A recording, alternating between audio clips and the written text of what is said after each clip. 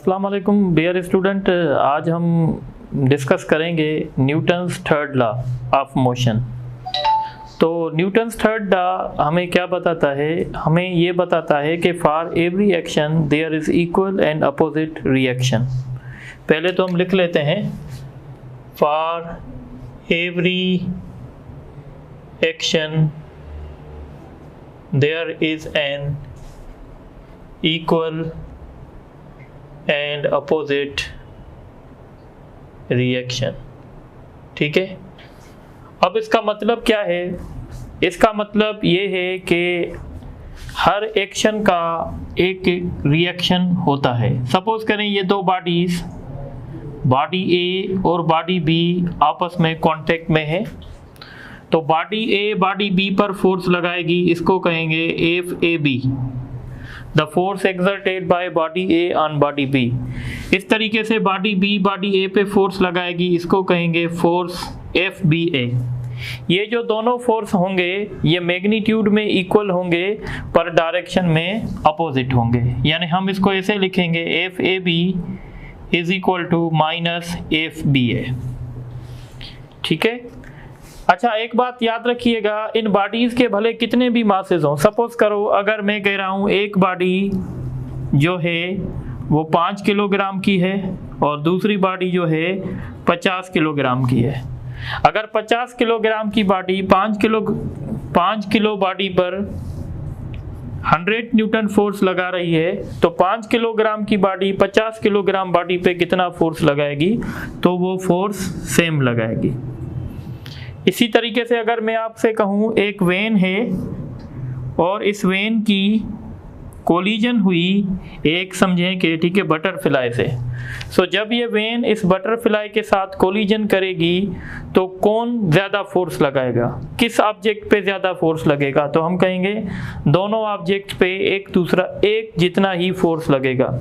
जितना वेन ये बटरफ्लाई पे फोर्स लगाएगी उतना बटरफ्लाई इस वेन पे फोर्स लगाएगा, यानी दोनों का मैग्नीट्यूड सेम होगा इर्रेस्पेक्टिव ऑफ देयर मासेस। अब ये जो लॉ है इसको हम थोड़ा सा और डीप में समझेंगे। हम कहते हैं कि ये लॉ हमें बता रहा है कि सिंगल फोर्स कभी भी नेचर में एग्जिस्ट नहीं करता, फोर्स हमेशा पेयर्स की शक्ल में होता है। अगर आप यहाँ देखें तो यहाँ पे आपको दो फोर्स नज़र आएंगे, तो यहाँ पे हम फोर्स की नेचर बताएंगे, force always exist in pairs, single force is not possible. Single force जो है वो पॉसिबल नहीं है। देखें, अगर आप दीवार पे फोर्स लगाएंगे तो ये एक्शन होगा, और दीवार आप पे फोर्स लगाएगी वो रिएक्शन होगा। तो कितने फोर्स हैं? दो फोर्स हैं, एक एक्शन है दूसरा रिएक्शन है। इसका मतलब है सिंगल फोर्स आपको कभी भी नहीं मिल सकता, फोर्स हमेशा पेयर्स में होता है। तो हम कहते हैं न्यूटन थर्ड लॉ जो है ये फोर्स की हमें नेचर बताता है। तो ये हमें बताता है नेचर ऑफ फोर्स। ठीक है, जैसे आपने कल वाले लेक्चर में सुना था कि न्यूटन फर्स्ट लॉ जो है वो फोर्स की क्वालिटी बताता है, न्यूटन सेकंड लॉ फोर्स की क्वांटिटी बताता है, और न्यूटन थर्ड लॉ फोर्स की नेचर बताता है। अब यहाँ पे कुछ स्टूडेंट के पास मिसकॉन्सेप्ट होते हैं कि एक्शन और रिएक्शन एक दूसरे को कैंसिल करते हैं। तो याद रखिएगा, एक्शन और रिएक्शन एक दूसरे को कभी भी कैंसिल नहीं करते। वो इसीलिए कैंसिल नहीं करते क्योंकि एक्शन और रिएक्शन दोनों डिफरेंट बॉडी पे एक्ट होते हैं। देखें, अगर आप बॉडी ए पे देखें तो सिर्फ एक ही फोर्स लग रहा है, दूसरा फोर्स किस पे लग रहा है? बॉडी बी पर। तो हम यहां पे लिखेंगे the action and reaction do not cancel each other. ये एक दूसरे को कैंसिल नहीं करेंगे because these are acting on two different bodies. ये दो मुख्तलिफ बॉडीज पे एक्ट करते हैं, इसीलिए हम कहते हैं कि एक्शन और रिएक्शन एक दूसरे को कैंसिल नहीं करते। अब न्यूटन थर्ड लॉ के बहुत सारे हमारे पास एग्जांपल्स हैं, examples of Newton's third law. तो न्यूटन थर्ड लॉ का एक बेहतरीन एग्जाम्पल है स्विमिंग। जो आप स्विमिंग करते हैं वो न्यूटन थर्ड लॉ का एग्जाम्पल है। आप वाटर मॉलिक्यूल्स पे फोर्स लगाते हैं और वाटर मॉलिक्यूल आप पे फोर्स लगाते हैं, इस वजह से आप वाटर पे स्विमिंग कर सकते हैं। तो swimming is possible on account of Newton's third law. इसी तरीके से जब हम ग्राउंड पे चलते हैं तो हम ग्राउंड पे फोर्स लगाते हैं और ग्राउंड हम पे फोर्स लगाता है, तो जो हमारी वॉकिंग है वो भी न्यूटन थर्ड लॉ पे बेस्ड है। तो हम इसको ऐसे भी कह सकते हैं वॉकिंग। तीसरा एग्जाम्पल है इसका मोशन ऑफ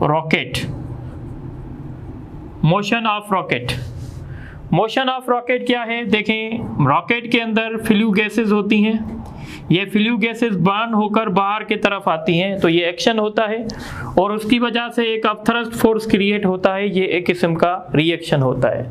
तो ये जो तीन मैंने एग्जांपल आप लोगों को दिए हैं, ये तीनों एग्जांपल न्यूटन थर्ड लॉ पे बेस्ड करते हैं। अब हम इस लॉ को आगे डिस्कस करेंगे और आपसे कुछ MCQs भी शेयर करेंगे इसके मुतालिक। तो सबसे पहले एक MCQs देख लें। Which of the following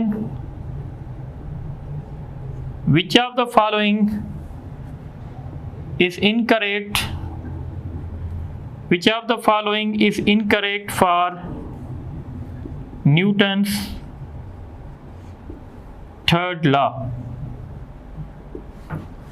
Option A, action and reaction do not cancel each other. Option B, action and reaction are acting on different bodies.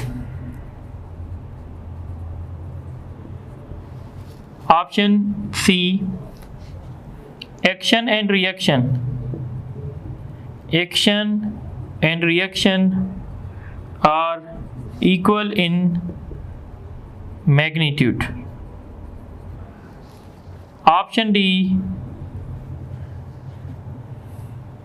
none of these. तो अगर आप इसमें देखें which of the following is incorrect, आपसे incorrect पूछ रहे हैं, तो अब देखें option number 1 action and reaction do not cancel each other, ये बिल्कुल सही ऑप्शन है और हमें गलत की तलाश है तो ये नहीं होगा। Action and reaction are acting on different bodies, ये भी सही है। Action and reaction are equal in magnitude, ये भी सही है। तो इसमें से कोई भी स्टेटमेंट गलत नहीं है, इसीलिए इसका ऑप्शन होगा नन ऑफ दीज। इस तरीके से दूसरा क्वेश्चन है, The swimming is possible on account of Newton's dash law. First, second, third, all of these. The swimming is possible on account of Newton's dash law. तो Newton's कौन सा law है? Third law के basis पे ये होता है, तो हम इसको इस तरीके से सॉल्व कर सकते हैं। अब एक और क्वेश्चन हम करेंगे।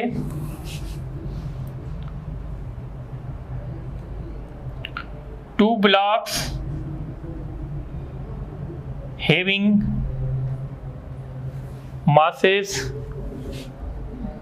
10 kilogram and 5 kilogram are placed on frictionless. Two blocks having masses 10 kilogram and 5 kilogram are placed on frictionless surface as shown.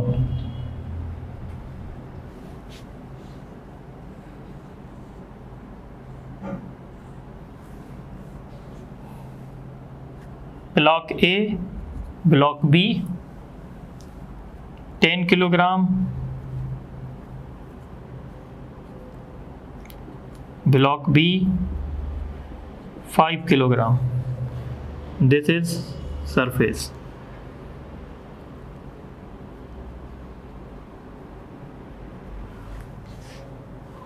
Find the force.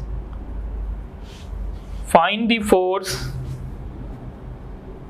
exerted by body A on body B.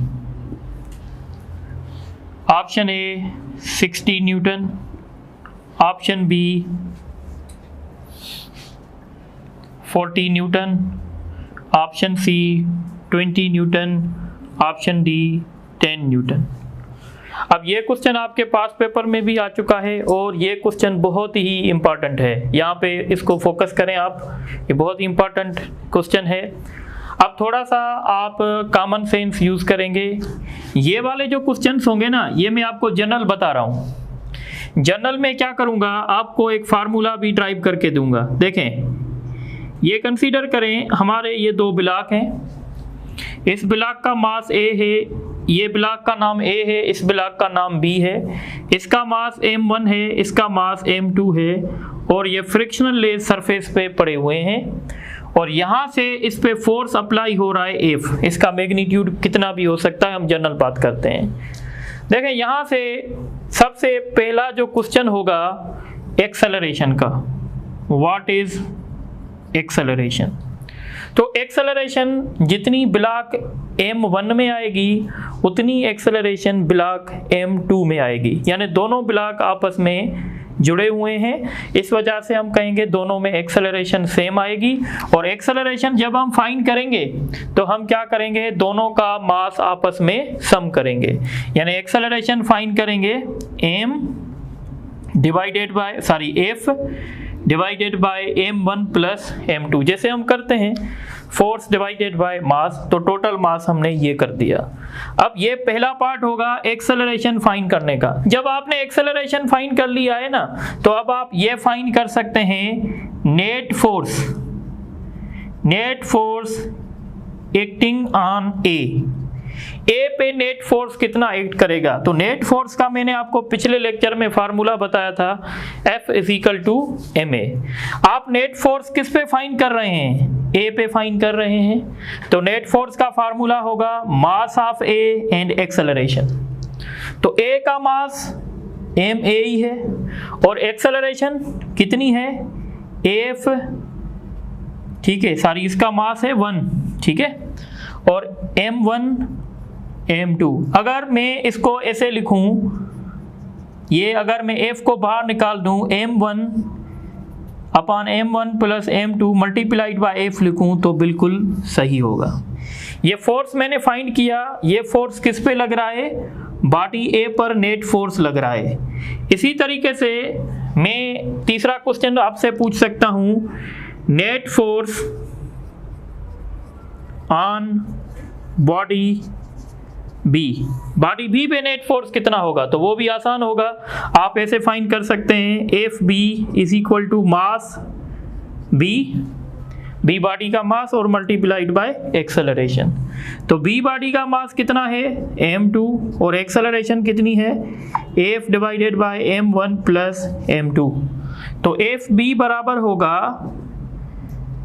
अगर मैं इसको इस form में लिखूं तो ये बराबर होगा M2 upon M1 plus M2 multiplied by F। ये अब बात शुरू होगी, जो मैंने क्वेश्चन पूछा है अभी तक वो क्वेश्चन सॉल्व नहीं हुआ है। अब देखें कॉमन सेंस ये है कि फोर्स यहां से अप्लाई हुआ है, ये जो फोर्स बॉडी B को मिलेगा,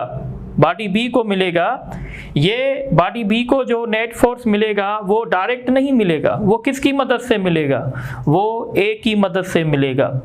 इसका मतलब है कि जितना नेट फोर्स बॉडी B को मिला उतना फोर्स किसने लगाया, A ने किस पे लगाया, B पे। फिर से समझें, बॉडी B को फोर्स कहीं से भी नहीं मिलेगा, नेट फोर्स कहीं से भी नहीं मिलेगा, उसको नेट फोर्स देने वाला कौन होगा, A होगा।